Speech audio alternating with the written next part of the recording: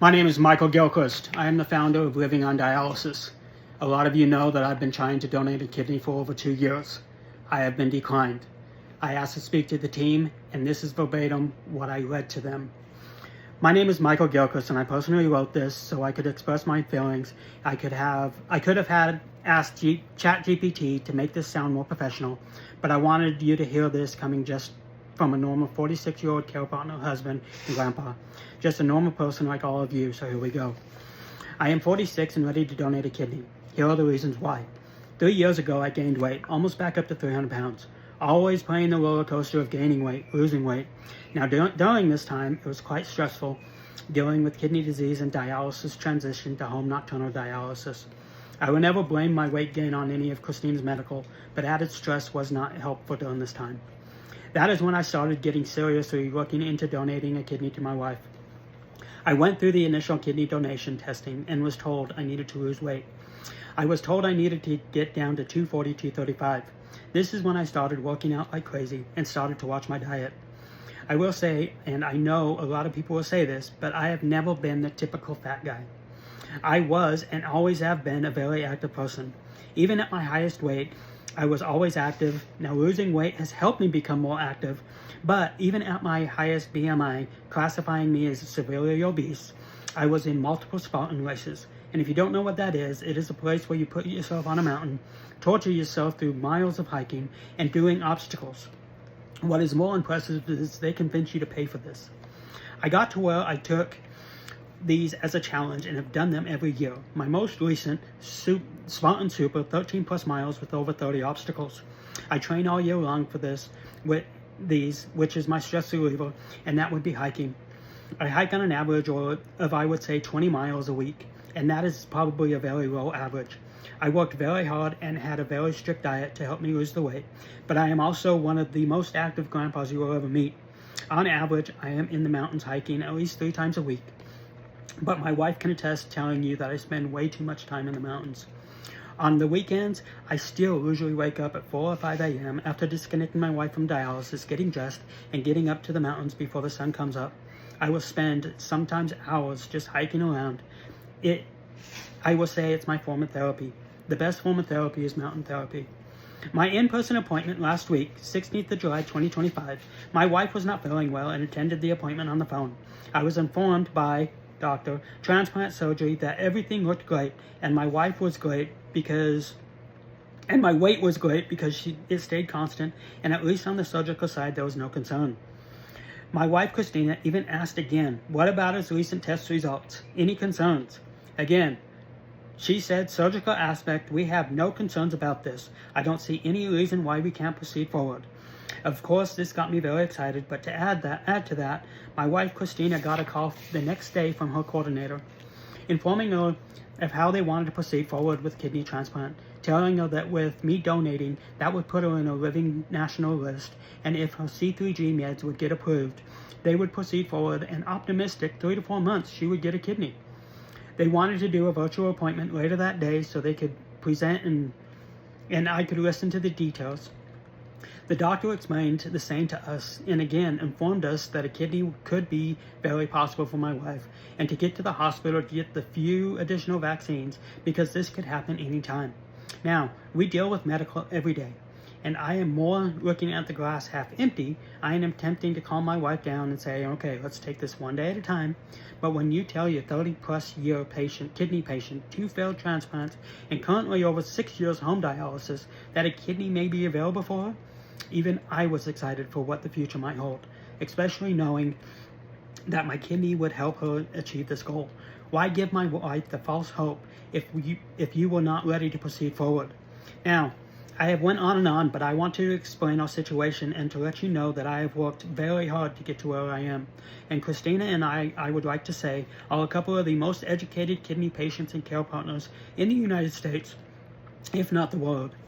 We have been to DC numerous times, I think a dozen times now, advocating for kidney patients, even speaking to Congress about kidney donation and explaining about living donor rights, and everyone can live with just one kidney, just fine, and it doesn't impact your life significantly.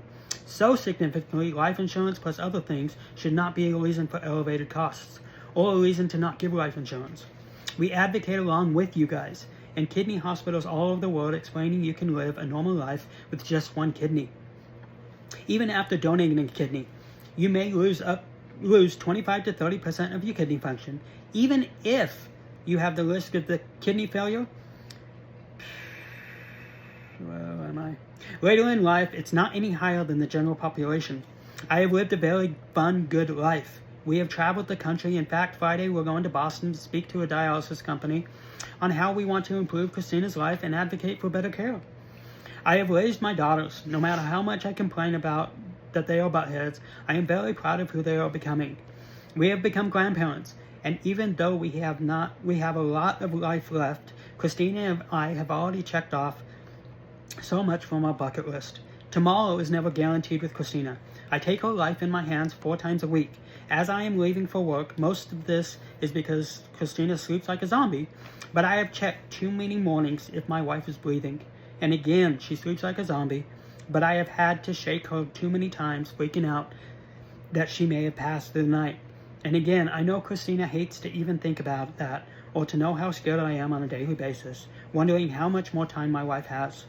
This right here is why me donating a kidney and giving someone, even if it's just 2 years, which depends on the diet and health, the kidney recipient is the one that helps with the success of the kidney.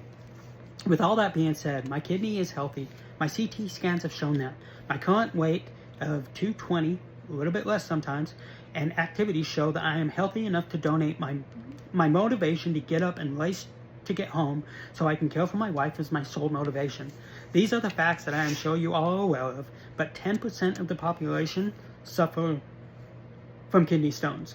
With everyone in kidney failure and on dialysis, only 3.2% of them are there because of kidney stones. I am very aware of the risks I may be taking, and my weight does not impact my health. My blood pressures show that. I may have a few tests that are elevated, but all those elevations can be easily explained with diet. If you look on my averages, I am good to donate. I am ready to donate. I'm very aware of the risks and my indicators that show that I might get kidney stones, and with no family history of anyone ever having kidney stones, show that I'm ready to donate. And if that slight chance of kidney stones arises or becomes more apparent, we can address that with medication and diet. It is a very slight result, becoming part of that extremely low 3.2% that end up on dialysis because of kidney stones.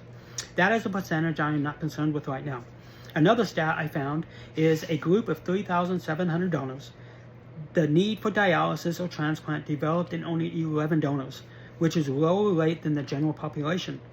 A very small percentage of kidney donors require dialysis after donation. While some donors may experience a slight increase in risk of developing kidney-related issues, the vast majority will not require dialysis or experience long-term kidney failure.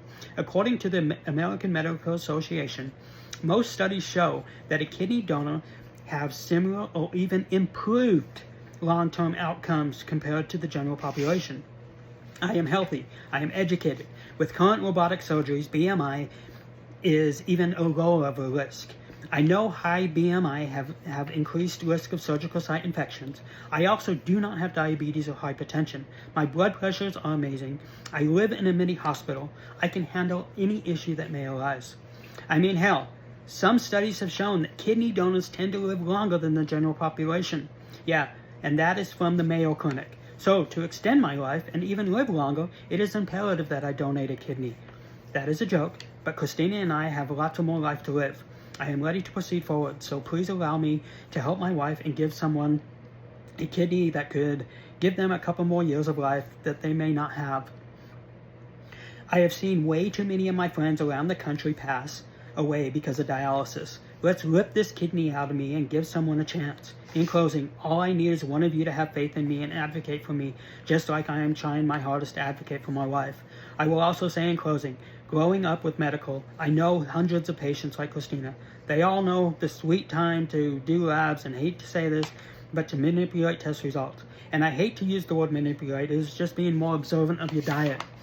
Make sure that, they're not eating watermelon or eating that cheese, so that the last moment. And if you look at my trending results, all my tests were within normal range. I have had my personal doctor concerning my anemia sign off. I have had my weight loss sign off. I am doing everything that is needed for not only successful surgery, but for successful kidney for a patient that may not have much hope. I mean, we ask patients if they will accept hepatitis positive kidneys. Let's let the patient decide if they want the kidney. We don't even know if Christina will accept a donated kidney at this time, but we want to have the choice. We do a podcast and we interviewed an older patient, and he said something that stuck with me. When you are younger, you can debate on what kidney you are willing to accept. But at my age, if they offer one, that may be my last line of life, and I'm going to take it. Again, sorry for going on and on, but please allow me to donate a kidney. Thank you.